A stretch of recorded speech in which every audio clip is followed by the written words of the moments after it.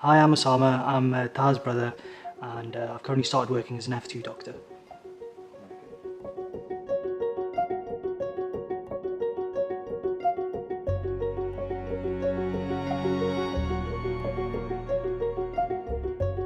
That's a difficult one. It's a difficult one to describe the whole of F1 in one word, but a few that spring to mind are challenging, rewarding, fulfilling, stimulating, tiring. But out of all of these, I think on the whole, it's very, very rewarding. You feel like, throughout the whole of med school, you're building a lot of different skills, a lot of focuses on exams, and building those skills to get to that point. But I think through F1, by working with the team and seeing patients get better, it feels like you're living your purpose at that point. There's a role, there's responsibility. And so I think rewarding is the overarching theme.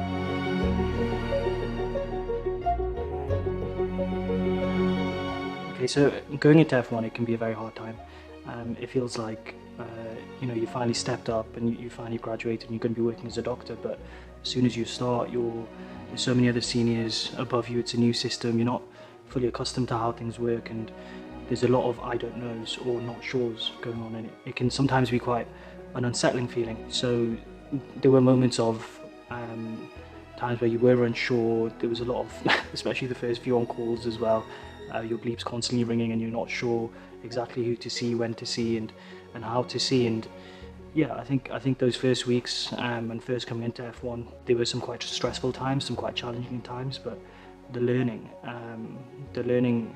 was exponential. It was at a very, very high rate. Every day, every hour of each day, there's new things that you're absorbing, ways that certain clinicians do things, threshold for certain treatments, and just things you pick up constantly. And there's definitely a big gap there from med school and starting F1 as a doctor. But there was lots of support. Everyone sort of welcomes you and knows that you're coming in as the new doctor and shows you all the systems, and everyone's open for you to ask as many questions as needed. I think it's expected for you to feel a little bit nervous, apprehensive, and also not know exactly how the systems work, but you should have faith and security in yourself that you've worked so hard all through med school, and you've got to a point now where even if you feel like you're not quite ready or you don't feel you've worked hard, you've reached that standard, you've got to that standard, and there will always be that time that you get there that you have to step up or take those steps up, and the support will be there.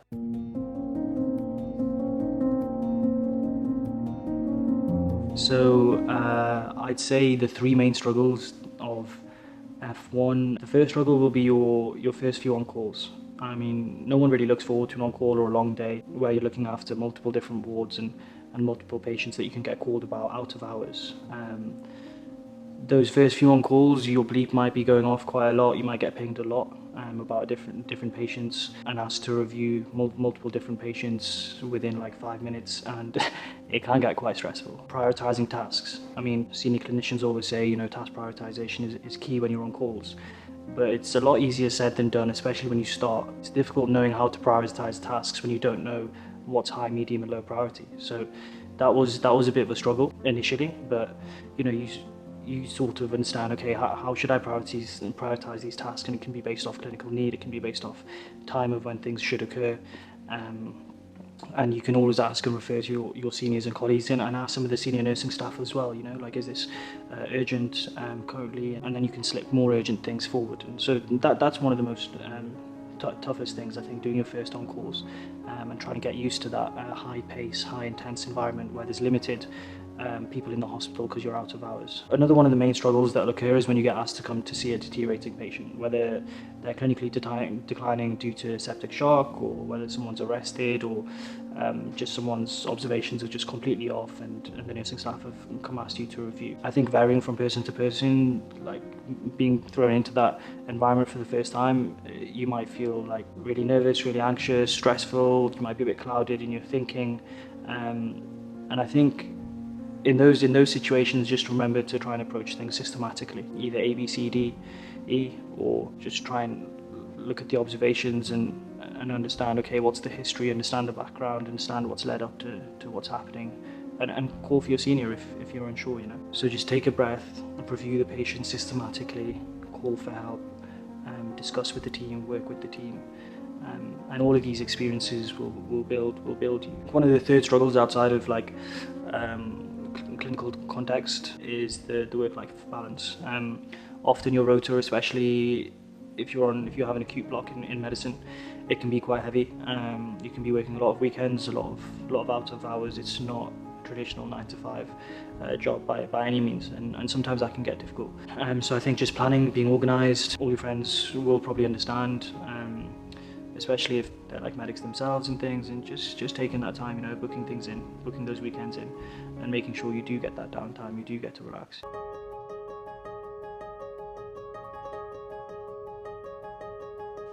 There've been loads of great moments during F1 actually.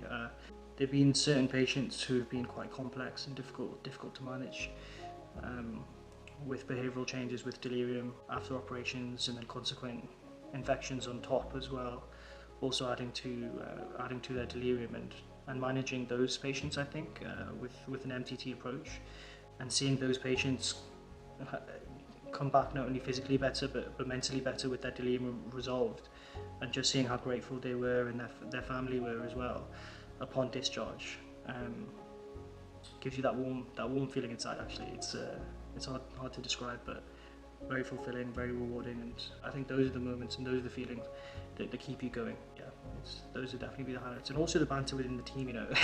There's always time for some good banter, some good chat, and there's been a lot of that. So that's definitely been a highlight for me.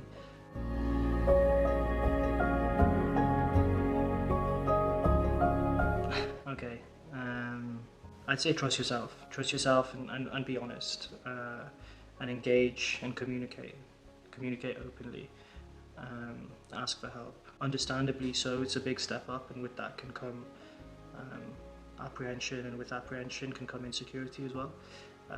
Insecurity in your own skills and your knowledge, and you can often think, I'm not quite good enough, or don't think I'm ready for this, and I don't think anyone can ever be fully ready, I don't think, for that jump. I mean, you can only build yourself to get as ready as possible, but it is a big jump, and it's an exponential learning curve. It's very steep, so just back yourself to take that on. You'll never be ready to a point where it won't be a steep learning curve, I don't think. Like, you can put the prep in, but I think medicine, surgery, being a doctor as a whole, the things you have to process, it's so broad, and so deep at the same time, and it's so vast that you will always come across things that you weren't sure about, or you didn't know. I know for myself as an F2 now, the new F1s have just started, and you can see it. There's a lot of nerves there. There's a lot of things that they're not quite sure about how it works, and a lot of ambiguity really about how things fit together, and who to refer to, and how to refer, and how to work well within the team and things. And we're fully expecting that, and we're here to support, and we've all been there, and talking to many clinicians who are quite senior now, and consultants. A lot of them have said that actually the most challenging times through their career was actually stepping up as a junior house officer or an F1, coming out of med school. You ultimately are a university student one day, having fun and doing all your academic work, and the next day you're expected to be on the ward, looking after patients, speaking to the team, making decisions, implementing those changes and decisions, and are responsible for someone's care and health. So there is a big jump there, but it's really quite enjoyable actually. At the end of it, you can look back and see, wow, like that year has flown by, and how much you've learned, how much you've grown through that process is quite apparent when you look back. Actually, it's a nice feeling. The reason I applied for medicine in the first place, when I was in my GCSEs or A levels, the reason my aspirations of becoming a doctor, like it's those reasons which start to hit back home when you put them into action, and you're actually on the side of giving that care, and seeing patients get better, speaking to their families when they've got better, and that's why we do it.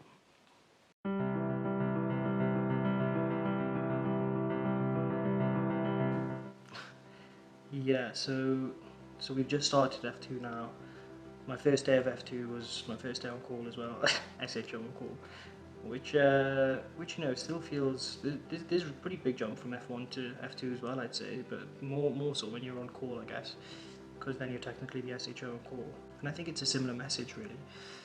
This is a lifelong journey of learning, and to just keep going, just to stay grounded as well. I think there's very experienced clinicians in this profession, and people have, you know, been working at a very high level, like longer than I've been alive. You know, so to continue to engage with such experienced clinicians and ask your questions and learn and keep going. Yeah, just keep going. Yeah, good. Well done. That's it. Is that it? Yeah, that's it. Bro, don't I sound a bit dead though? I'm actually sounding so knackered, bro. It's fine. Don't you think? Yeah, of course.